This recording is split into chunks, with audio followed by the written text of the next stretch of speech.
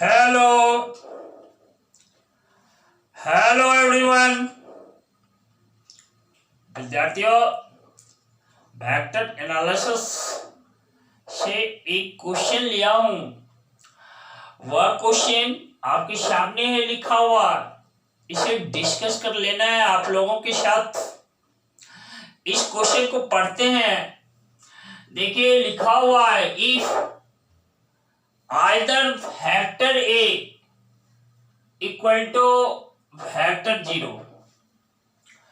और vector B equal to vector 0, then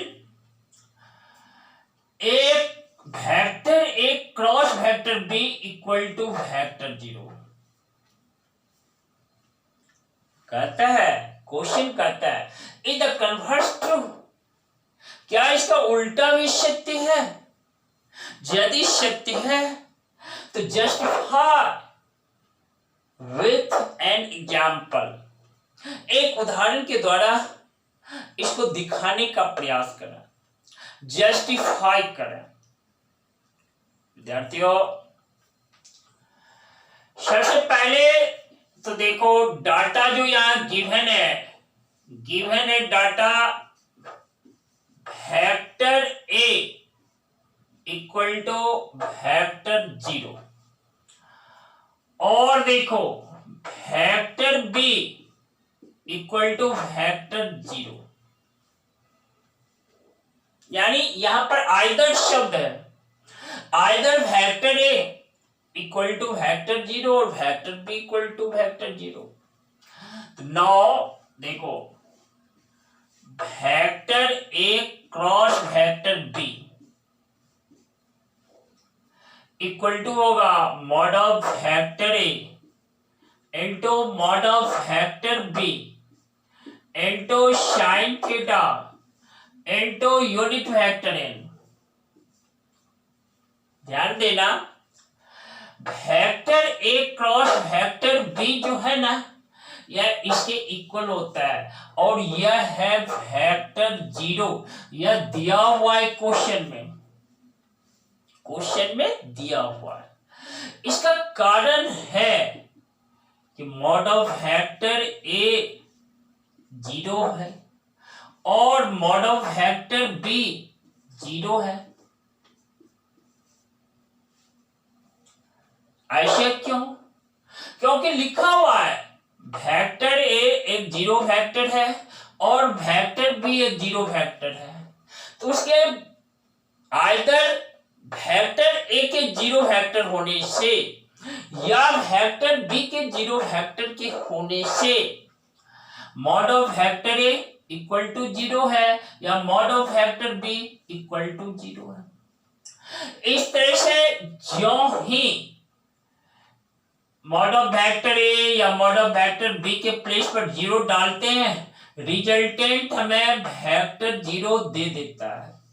इस तरह से vector A cross vector B जो है ना, वह वेक्टर 0 है। नाउ अब इसके कन्वर्स पर डिस्कस करते हैं। क्या इस दो वेक्टर का रिजल्टेंट एक 0 वेक्टर है, इसका कन्वर्स जो है भी ट्रू है। कन्वर्स दैट मीन्स क्या? देखो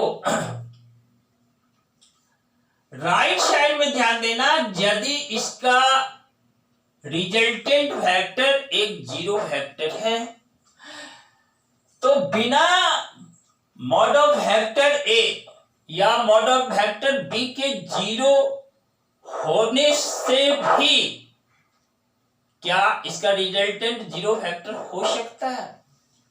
यानी बिना हुए, क्या बिना हुए?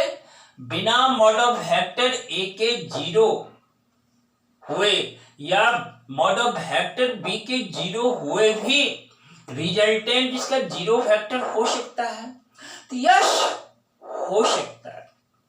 देखो लेट कर लो कि एक वेक्टर A देखो ये है, दूसरा वेक्टर B यहां पर है, दोनों वेक्टर B को मैंने ग्राफ से ड्रॉप कर दिया और यह भी लेट कर लेता हूं। देखो ये दोनों वेक्टर के बीच का एंगल थीटा जो है ना 90 डिग्री है।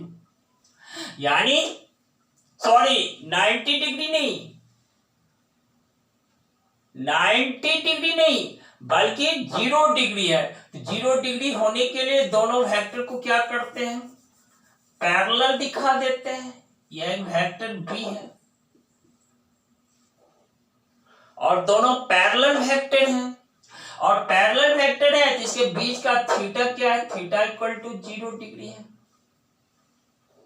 नाउ देखो vector A cross vector B क्या होता है रिजल्टेंट के रूप में, mod of vector A into mod of vector B into sine theta into unit vector N.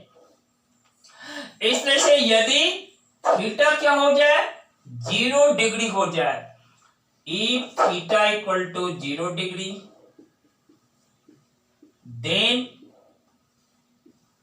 sin theta is 0।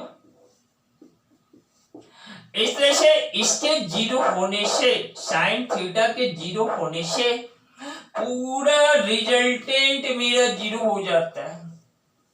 Resultant क्या हो जाता है, 0 हो जाता है। इस तरह से देखो कन्वर्स मेरा ट्रू नहीं है, लिखा हुआ है is the converse true, no converse is not true. मैं लिख देता हूं रिजल्ट के रूप में, देखो no converse is not true.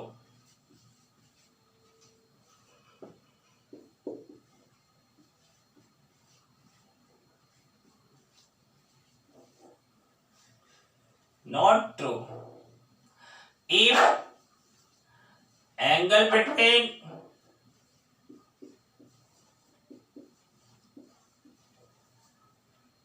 देखो vector A and vector B is 0 degree, then vector A cross vector B का रिजल्टेंट भी एक 0 वेक्टर होता है। ये बच्चों ध्यान में रखना, मैंने इसको एक्सप्लेन करने का काम किया है। हाँ एक बात मैं आपसे शेयर कर लेता हूं, आप मुश्किल हालात में हो, आप बिल्कुल थके हुए हो, तो देखो फिर भी आप रुकना नहीं, भले एक कदम उठाओ लेकिन रुको मत, आगे बढ़ो। सफलता के लिए मूल मंत्र है अपने आप को रोकना नहीं, रुकना नहीं, आगे बढ़ते रहना। इसी के साथ लॉट्स ऑफ थिंग्स, आप सभी बच्चों को मैं फिर आऊंगा आपके सामने जस्ट अगली क्लास में। तब तक के लिए बहुत सारा धन्यवाद। Very good.